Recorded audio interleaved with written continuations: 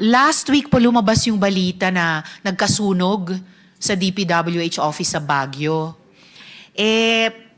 Sabi ni Mayor Magalong, sensitive documents were lost in that fire.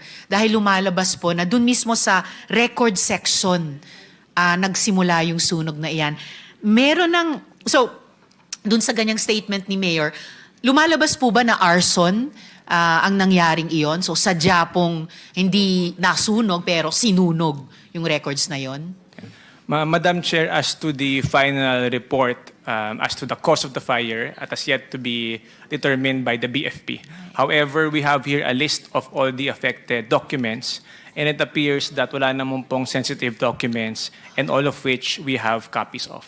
Okay, so mali ba si Mayor Magalong? Dahil sinabi nilang sensitive documents ang nawala. Na-reassure nyo na ba sila na those are not sensitive at may kopya po kayo?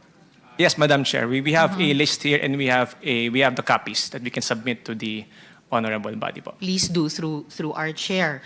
At may investigation po bang underway din ang department para matukoy either kung sino ang nagsunog sa opisina or at least paanong nasunog yung opisinang yon? Yes, Madam Chair. We have sent a team the past week nung nangyari po yung incident, and they are working closely with the BFP to determine the cause of the fire, Madam Chair. May initial na po bang lumalabas na possible causes of that fire?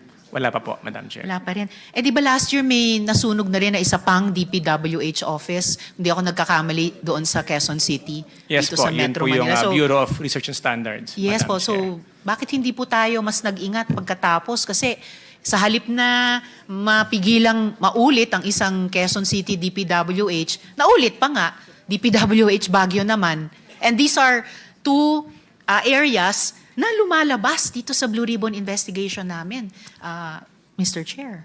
Yes, Madam Chair. Kaya po patuloy po ang aming investigasyon to find out po ang actual cause. We don't want to speculate as of the moment, but at least po we can assure everyone that all the documents are accounted for and there are no sensitive documents that are affected. In fact, puro po itong mga lumang dokumento po. I can appreciate that po, Mr. Chair, pero of course hindi natin masisi yung publiko na mag-speculate nga.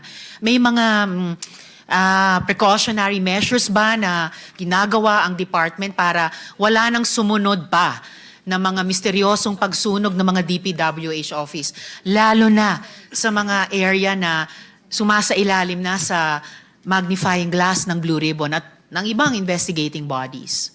Well, Madam Chair, as of the moment po, at the very least when we came in, yun nga po, lahat po ng documents, we require them to be scanned and to have copies of. No?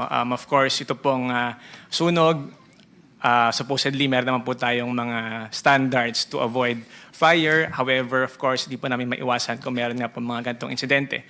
So ang mga gawa lang po namin is to secure the documents, ensure that we have copies, and that all are accounted for in the event that meron pong ganitong mga mangyayaring insidente. Okay, salamat po, Mr. Chair. Of course, never naman na walang magagawa ang department para maiwasan o mapigilan ito. So, I hope that the department will continue to be proactive, preserve the records kasi hindi lang siya of public value at ordinary times, pero lalo na ngayon na talagang bunga nung sumabog na issue ng flood control and other projects, scandals na di pa nga tayong lahat tapos na mag-imbestiga. Gusto nating ibalik yung tiwala ng publiko sa